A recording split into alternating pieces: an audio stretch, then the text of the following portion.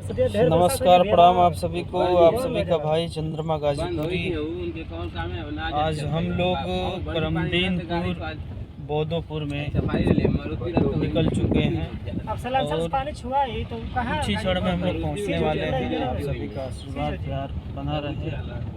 आप सभी अपने छोट भाई को इसी तरह प्यार आशीर्वाद देते रहे। देखिए हमारे गुड्डू भाई अच्छा सिंगर हमारे जी भाई और हमारे बड़े भैया हर हर महादेव।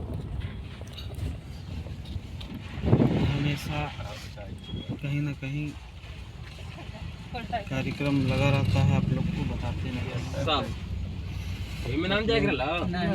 एकदम पक्की रोड धके एकदम दबा चला ज़्यादा जुड़े अपने भाई को प्यार आशीर्वाद और मेरे चैनल को सब्सक्राइब करना ना भूलें।